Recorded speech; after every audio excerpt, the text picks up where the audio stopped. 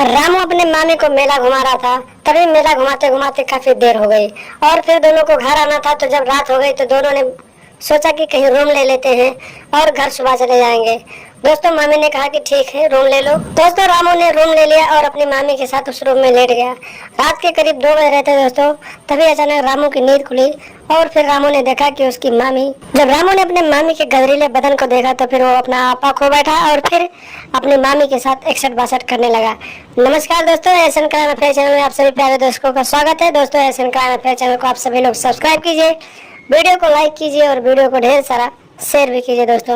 दोस्तों कई महीनों के बाद रामू सर्दियों के मौसम में अपने मामा के घर गया हुआ था और उसके मामा के घर के लगभग 20 किलोमीटर दूर एक मेला लगा हुआ था। रामू की मामी ने कहा कि चलो आज मेला देख के आते हैं। तो उसकी मामा की बेटी भी तैयार हो गई, लेकिन कुछ देर बाद उसकी मामा की बेटी बोली कि मैं नहीं जाऊंगी। तो मामी ने कहा कि आज तुम मुझे अकेले मेला घुमाने ले चलो।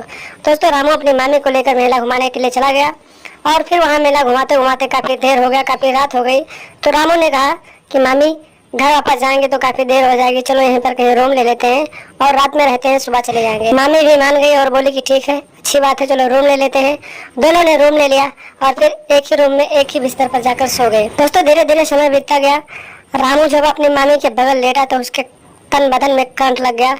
जैसे ही उसकी मामी आकर रात के करीब 11 बजे करवट बदल कर उसके सीने से आकर चिपक गई तो रामू की एकदम से नीयत बिगड़ गई और फिर रात के 12-1 बजे रामू का एकदम से हवस का भूत सवार हुआ रामू के ऊपर। तो फिर उसने अपने मामी का सिस्टम हटाकर उसके साथ इकसठ बासठ करना शुरू कर दिया। दोस्तों रामू को लग रहा था कि उसकी मामी सो रही है, लेकिन उसकी मामी भी जब रामू से इकसठ बासठ कर रहा था तो फिर उसकी मामी भी मजा ले रही थी, क्योंकि उसका मामा काफी दिनों से प्रदेश रहकर पैसे कमा रहा था। तो उसकी मामी के भी इंजन में मूर्छा लगा हुआ था, तो फिर उसे भी बहुत सारा मजा आ रहा था और वो भी अपने भांजे रामू का साथ दे रही थी। लेकिन कुछ देर बाद इकसठ बासठ करने के बाद रामू जब थक गया तो फिर साइड में जाकर लेट गया। तो मामी ने कहा, क्या हुआ भांजे, इतनी जल्दी थक गए तुम? तो मुझे तो लग रहा था कि तुम्हारा पप्पू बहुत ही अच्छा है, तो इतनी जल्दी थकेगा नहीं। उसके बाद जब रामू ने इतनी बात सुनी तो रामू ने मामी से कहा कि मामी तुम जाग रही हो क्या? तो मामी ने कहा कि मैं काफी देर से जाग रही हूँ और मैं सोच रही थी कि तुम मेरे इंजन की सर्विसिंग कर दो। दोस्तों जब इतनी बात रामू ने सुना तो फिर से उसका पप्पू एकदम से नहा धोकर टाइट खड़ा हो गया और फिर उसने अपने मामी के तालाब में छलांग लगा दी और फिर पूरी रात उसको घोड़ी के स्टाइल में बजाता रहा।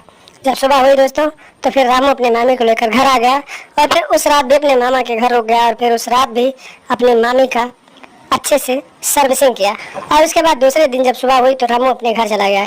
इसी तरीके से दोनों के बीच बातचीत होती रही मोबाइल फोन पे, और जब भी मामी का मन करता था इकसठ बासठ करवाने का तो वो अपने भांजे रामू को अपने घर बुला लेती थी और फिर अपने भांजे के साथ इकसठ बासठ वाला गेम खेलती थी।